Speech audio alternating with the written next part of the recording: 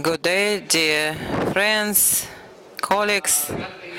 I'm happy to welcome you here at this expert discussion, role of an architect, why a creative thought is beneficial for the cities. And I hope to have an interesting dialogue today.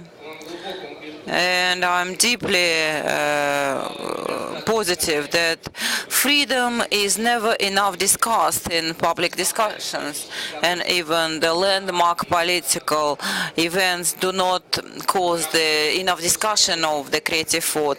And this artistic creative component is a part of architectural business. We have only 45 minutes. And the agenda, the plan for this discussion is of hierarchy nature, from specific to general. What we will be trying to arrive on a definition of the architect's creative freedom to frame it in this triangle: freedom, power, and architecture. We would like to give a definition to architecture of architectural community having unique potential. And I believe we will discuss the forms that are enabling to reveal the architectural freedom of thought. And if time allows, we will discuss how architectural freedom is different from the freedom pertaining to other types of art, like literature, visual art, cinema, movies, and whether architectural freedom is more limited, and what is the relation to ethics. This is the plan for today. And let me introduce our guests. Next to me, there is Marta Thorn. She is a Dean of Architectural Department in Madrid University, and more importantly, she is a Director General on Pritzker Prize on Architecture. If we have guests who are not very familiar with it, this is a similarity to, it's similar to Nobel Prize. And so we had such a constellation of architects due to this prize. And also Stefano Baeri is one of our guests. He is an architect from Milano. He is a founder and CEO of Stefano Baeri Architetti, and he is an initiator and participant of large-scale international projects on development in certain states of Europe and the solid seed, and this is in Mediterranean region, and border devices.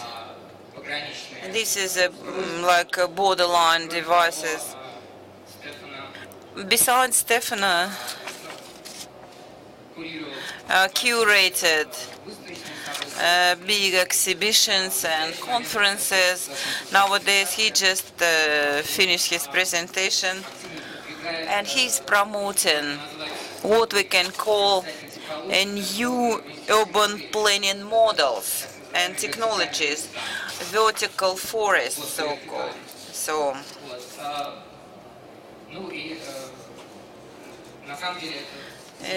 this is an invention of gigantic potential, and it is enabled to change the urban planning across the globe. Oleg Shapiro, partner and founder of Wow House Bureau, Design Bureau, and this design bureau over the course of recent years has become a leader in the media projects. They started from Strelka Institute, then Gorky Park remodeling, embankment of Moscow remodeling was undertaken by them, and it was redesigned to be actively used by the urban communities. And in the end, Yuri Grigoryan, he's the head and the founder and also a partner of Meganom Bureau, and he is an undisputed leader in terms of innovation. And as I mentioned, our discussion is 45 minutes, no more than that. Thank you for taking part in it. And the first item to discuss, this is a general question. I would like to link freedom with morality and authenticity. What is freedom? This is to everyone. This is a question for everybody. But if you believe that this question is overly too general, and if it is difficult to answer this question, you can skip it and focus on other parts of our discussion, because we're really limited in time. We live in a situation where scientific knowledge becomes more and more important. It makes more and more influence on our way of thinking. But the freedom of will is even disputed. But if there is no freedom of will, so maybe all the discussions become pointless, and the thinking becomes pointless if we don't have this freedom of will, because we are deprived of motivation and linkage between freedom, morality. The Kant philosopher believed that freedom is a prerequisite for any deed to be qualified as moral or unmoral. And if there is no freedom, this is not related to morality at all. And the freedom and authenticity. If in court the witness is witnessing under pressure, it is not counted. And what is authenticity in terms of urban architecture? I would like to address this question to our participants. Maybe it is difficult to put in abstract terms, maybe use examples from international experience that can depict how freedom can be implemented and visualized in architecture. And the bottom line here is that we need to think it's not so much about what we can use freedom for, but what can be beneficial for freedom in this way. And first of all, my question is to Marta. Marta will be our first speaker. Can you hear me? Yeah? Closer. Can you hear me now? Yeah, okay. It's better. It's a very difficult question to start with, and it's very difficult to be the first person to respond. I would like to say, first of all, I'm not a practicing architect. I trained as a city planner, and while I do work for the Pritzker Architecture Prize, I'm dean now, and I think in a way academics could even be more important than working for a foundation. When I think of freedom and I think of architecture, I believe that now we're in a difficult time when the role of the architect in society is undergoing change. It's a time when there is confusion about what the role of the architect is. And maybe this confusion is limiting some of the freedom. When I say confusion, at times clients, administrations, the public may want architecture that symbolizes power. They may want architecture that makes money. They may want architecture that creates jobs. And I think that where the great strength of the role of the architect lies is in the complexity of their role and in the training or the education of an architect. And I would like to think that if architects would be able to reclaim their role and communicate their special abilities and talents, And what do I mean by this? I like to say that architects make visible the invisible. That architects, through their training, through their education, through their culture, the way they see the world, they're able to interpret very complex situations, synthesize enormous amounts of information, and visualize in 3 dimensions alternative futures. And that also has to do with talent, it has to do with creativity, but it also has to do with listening to the environment and the context, the people, the administration, the climate, etc., etc. And I think that another part of regaining this freedom is for architects to be able to convince and educate the clients and the public that they do occupy a special space, that they cannot give up their job to builders, to voting on the part of a community, or to a political institution. So I guess what I'm saying is freedom comes from enlarging the role of the architect, not from making it smaller or defining it in a narrow way, but having the architect take his or her place at the table and realizing the political nature, the complexity, the cultural nature, and of course, the individual talent, creativity, innovation that these professionals can bring to the table. And I think through that is where, at least in my mind, coming from an American background, but living in Europe, where I see the greatest potential for freedom in the role of the architect. Thank you. Stefano. Yeah. Thank you. No, well, I think that freedom it's a risk, or often is a danger for an architect. I absolutely believe that our work is to deal with obstacles, is to deal with constraints, is to deal with restrictions, and the more we have to deal with such things, the more we are capable to anticipate the future and to improve the quality of life of people. And so obstacle, restrictions and constraints are present everywhere, are present in the space, in the geography of the context, in the urban constant.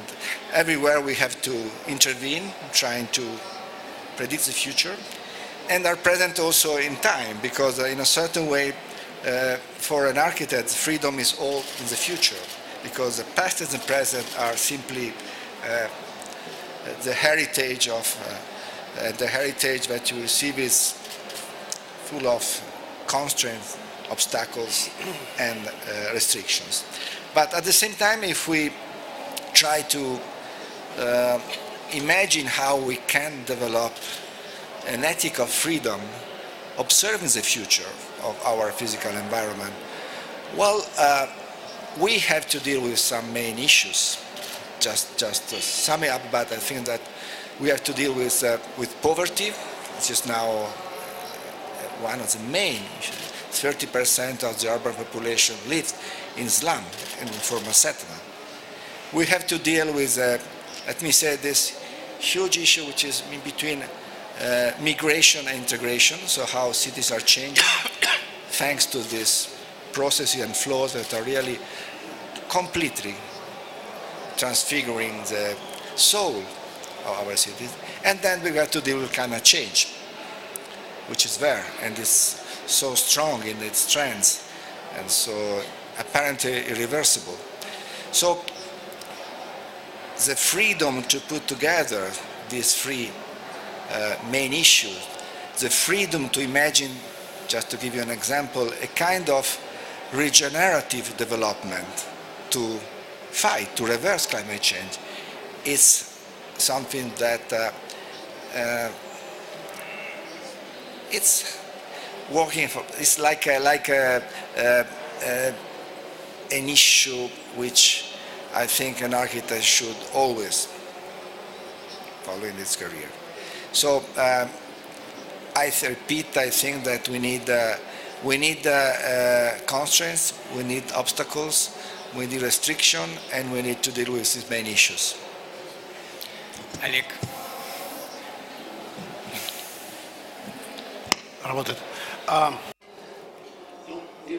Well, in my opinion, there is a trendy movement denying the freedom of will, but in classical discourse, in science and academic community, well, it's an interesting attempt to discuss it well, but I guess there is no content for our discussion. I prefer to consider that freedom of will is present, and architectural activity is emanation, direct emanation of will, of freedom. It's obvious that if we conceive architectural activity in a broader sense, architecture is about construction, its environment, these are houses, everything surrounding us. It's all about architecture. And in the course of development of urban formations, we are dealing with lots of endless factors. We can or have to study these factors, endless number of factors, a great number of wills contradicting, standing in the way or assisting this or that idea. Well, actually, any architectural solution is a synthesis of all opportunities and options, considering all factors of impossible. There is a mathematical formula of taking decisions in the conditions of obstacles which cannot be overcome, the conditions of contemporary cities. And I believe that any solution, apart from being dictated by the will, apart from the rational nature of architectural activities, endless data and boundless, well, it rests upon intuition, and the application of this extra tool, extra weapon, pushes outside the boundaries of free activity of architecture. Well, it's unconscious, intuitive activity that helps us deal with numerous problems if we manage. Yeah, that's right. Thank you. I'd like just to say thank you for inviting me here, and Sergey for selection of this topic for the panel. I believe it's impossible to discuss it wholly in a comprehensive way. Let me focus on three issues. I believe all of us are free, which matters, and that's our valuable thing, the value of our life. However, there are three issues that limit our freedom, and they are subjects of objects of activity of architect: language, city, and education. And I'm going to talk about them. Speaking about education, then of course it will be advisable to recall Michel Foucault, who wrote in Psychiatric Power that individuum is a consequence of power, because power is a procedure of individualization, and the whole procedure of going through disciplinary mechanism from kindergarten to high school and to army, then to office, well, through administrative barriers, well, that's a thing that is encoded, and all achievements are coded somewhere inside, and all positive achievements and changes that we see, they are invaluable. That's what I think. All educational initiatives that are trying to break it and transform it, it's important. Secondly, the language. One can't but say about the role of automation and robots, about virtual reality and artificial intellect in the work of architects. Architects can be free and can manage the virtual reality and PC and may follow powerful patterns that are in the computer behavior. And here we do not understand if we control the computer or we are controlled by computer. Well, because there are opportunities and there are different factors that limit freedom. And I am interested in Sergei's opinion later on. But I'm afraid I have to leave in 5 minutes to be moderator in the other hall, in the panel city. And city is a customer of the architect and the only judge. And when you're working within a city, you devote yourself wholly. If you're involved in the contest, you're working for the city. So city is an animate, not inanimate object. And looking at the city, the way it's turning more beautiful, like Moscow, for instance, you understand, you realize that it's a kind of a body, a place of action for an architect. On the other hand, he is frozen in that composition, and the city dictates you and influences your every action of yours. And you live and work in this country, and all these three things may liberate you, but you cannot be totally free from this context. Thank you for these comments and feedback.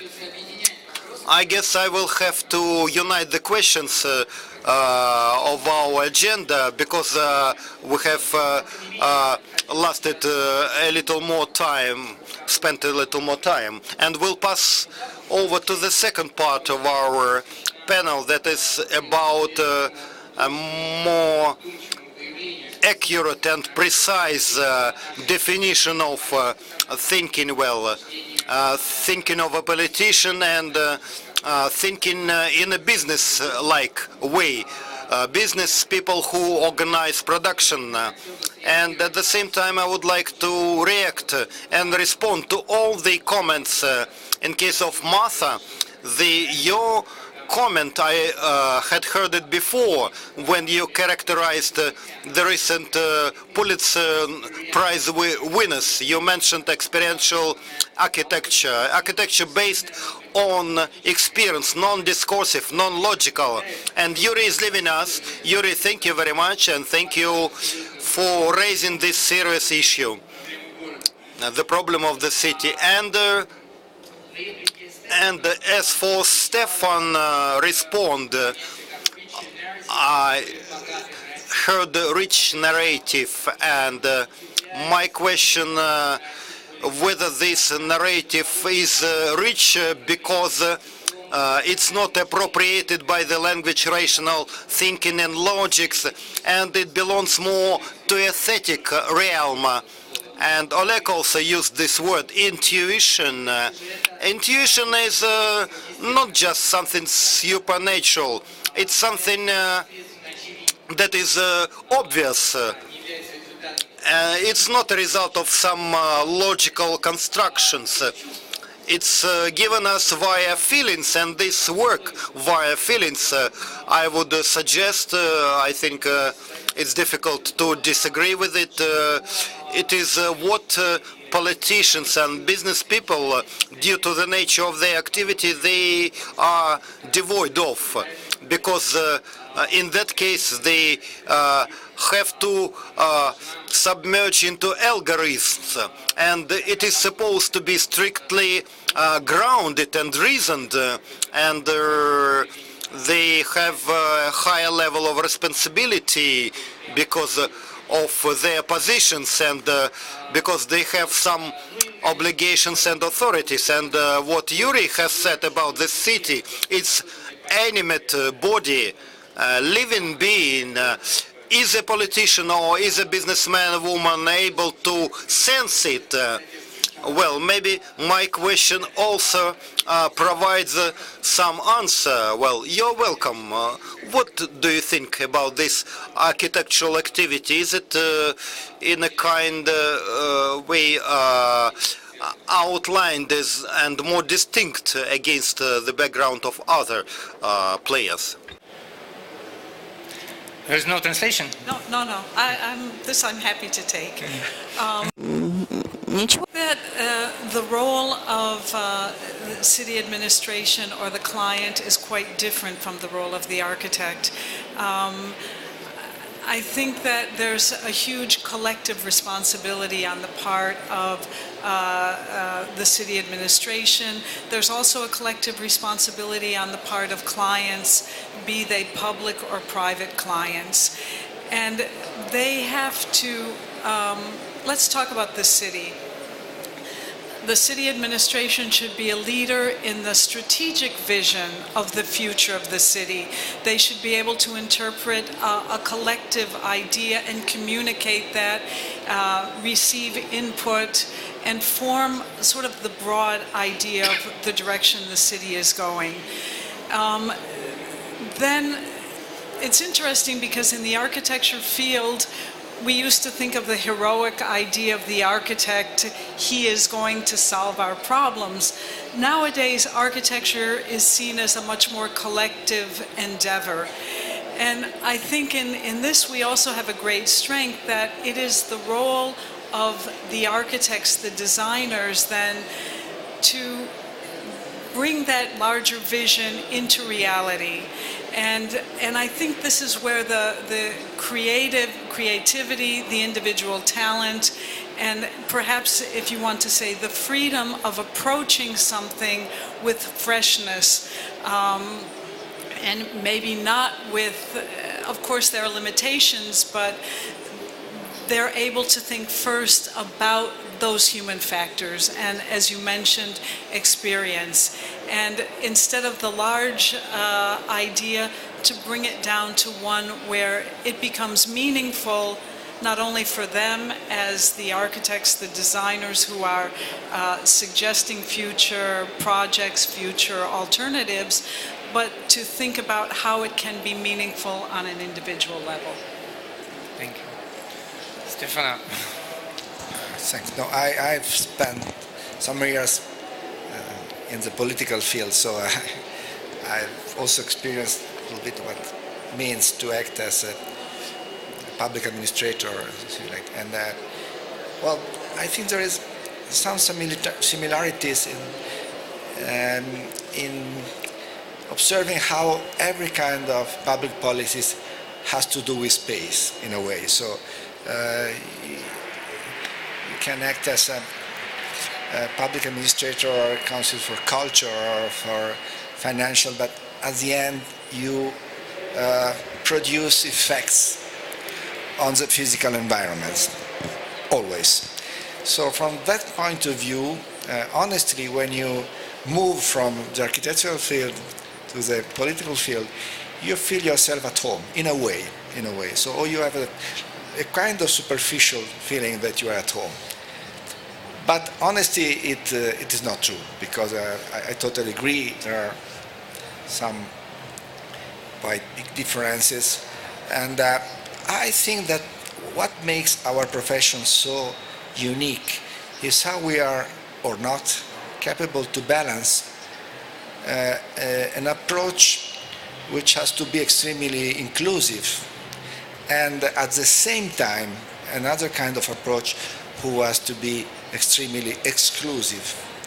To be more clear, when we have to design a furniture or a space or a room or a house, we have at the same time to open the future, just to go back to your question about freedom, and to collect, gather materials, information, opinions, ideas, thoughts, and that's a necessity. But we know so well that in parallel we have to reduce the potentiality of the future, because we have to define something which is material, unique, one unique formal configuration.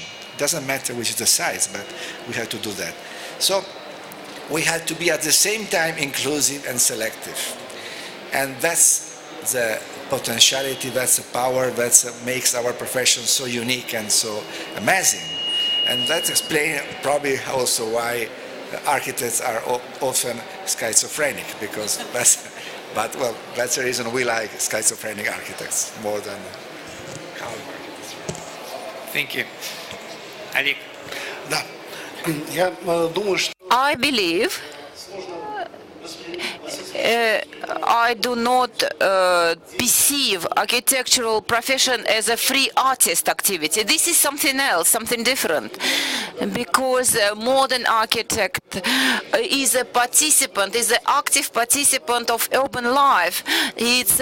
In a way, it's an activist, a politicized activist. But on the other hand, we understand that we don't have individual architects. We always a part of a bureau of the communities of architects, of the ones engineers, etc. In this sense, we are integrated in the business life, and the architects are remarkable and different from other professions because we are inside of this life, business activity, political life. We are inside an interaction with businesses and politicians, like architect and customers, the ones who order. And but on the other hand, they contact the architect only if he or she has its own unique perspective on the city. And we can treat a city as a living system, but it is better to treat a city as animated system, a complex animated system. And due to complexity, ever-changing nature, unpredictability, and we all realize that we cannot move from A to B just by iterative steps that we plan ahead, because once we took the first step, we already changed the system and reality is already different, and this is a new adventure, an ever-changing action that gets adjusted to a reality around. And I believe once we are aware of it, and once we are able to adjust our priorities and actions depending on the changing environment, this is another feature of an urban architect. And thank you very much. We are running out of time, and I would like to raise two more questions, perhaps, that are more critical and related to our discussion. And the question is on representation, and whether an architect does an architect uniquely represent urban communities opposite to other forms. And Stefano touched upon poverty, inequality. Perhaps there is a connection to this practical, hands-on exercise that the architect deals with because of his job. And we remember historically the turn down to materialism combined with the emancipation and political movements. So matter was a symbol of depressed classes, deprived from rights groups of people, whether it is applicable to an architect. And the last question will be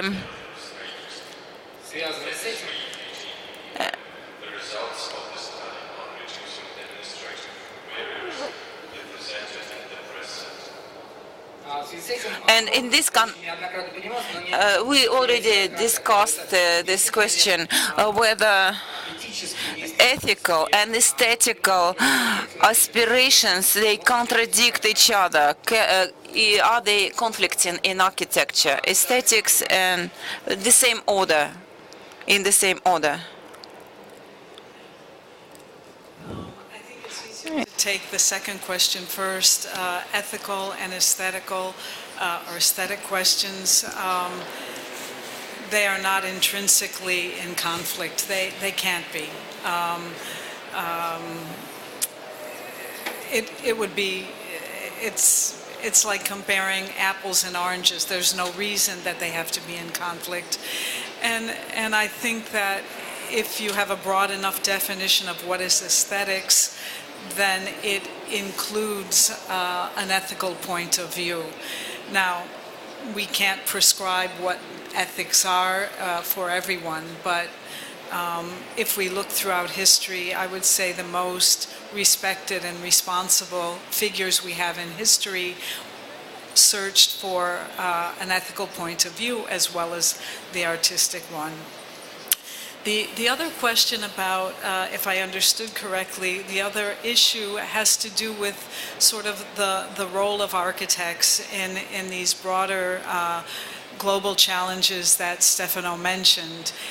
And I think that's a particularly interesting area because, as Stefano said, architecture, city planners deal with physical space, and physical space is something that is directly linked to so many of the realities of the global problems that we're facing.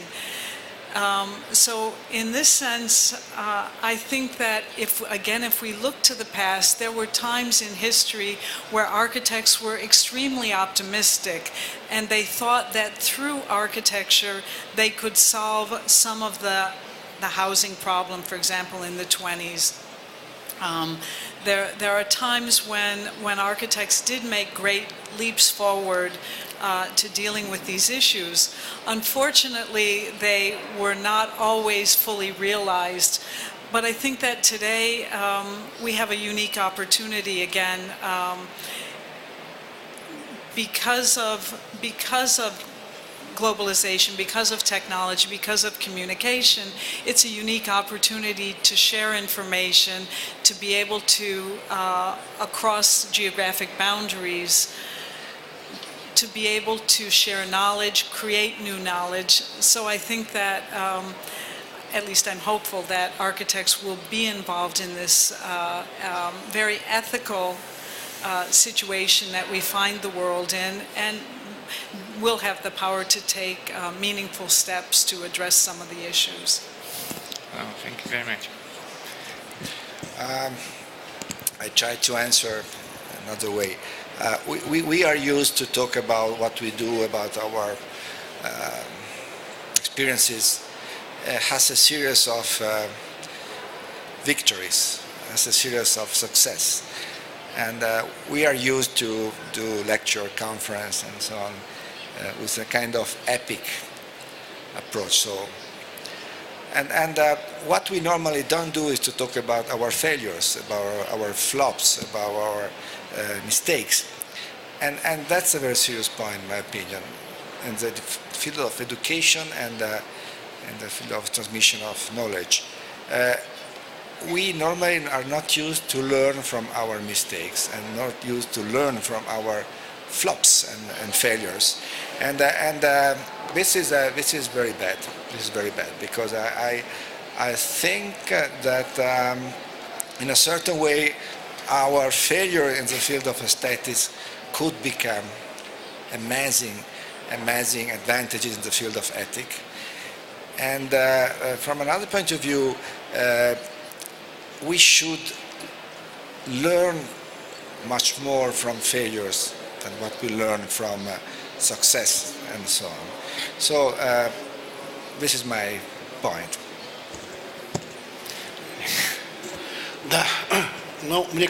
I believe that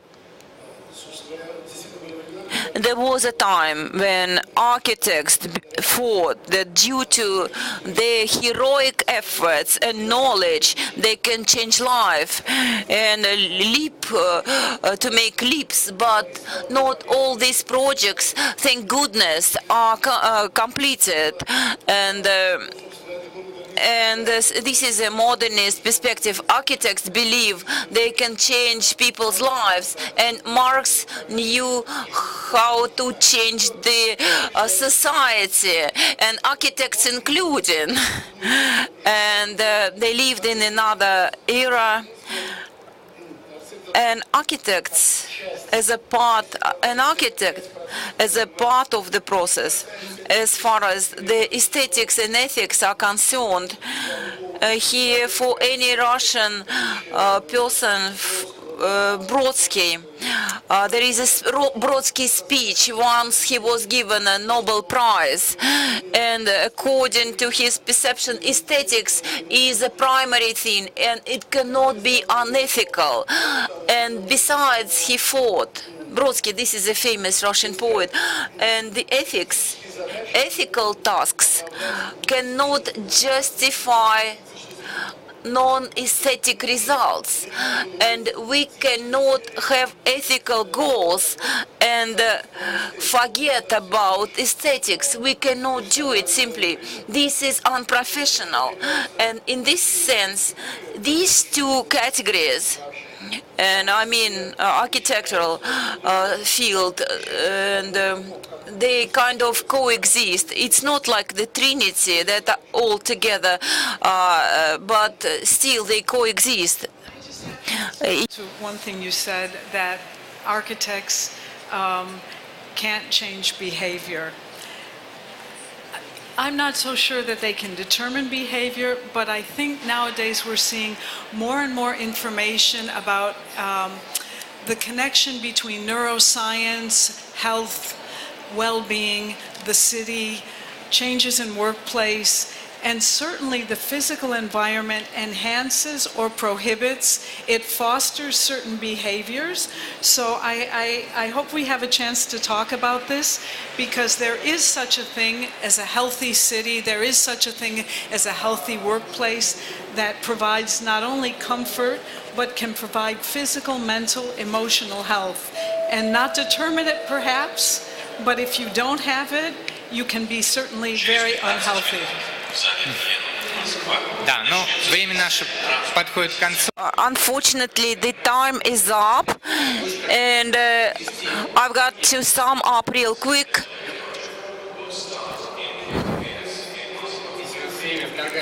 You know, we have these intrusive sounds from outside, and I believe that Bauhaus projects, and for instance, transformation of Moscow embankments, and Stefano project, the last generation related to vertical structures, and these are integral things. Aesthetics and ethics comes hand in hand. So new aesthetics is justified and introduced in reality due to ethical considerations. The content, the feeling of life, the sense of true life. And I would like to remind you that in 19th century we had a movement, and there was a small business strategy as a part of it. If an architect keeps in touch with the sense of life, if an architect is still has this feeling, the sense of life, then the architect's projects will be very much local and hands-on, and so the even replication of these solutions can be possible. The bottom line is not to lose this connection with the reality, to be grounded. And if we keep everything in mind, then the architect's activity will move cities forward, and we will not make the same mistakes again that we did in 20th century. And why I recall this Narodniki movement, and we made up transformations, large-scale transformation, and it coincided with the industrial postmodernism. There is strict and there is sterile in terms of sense of life. Thank you very much for your attention. And we don't have time for comments. If you're really eager to comment, you can make your point. Please use the mic.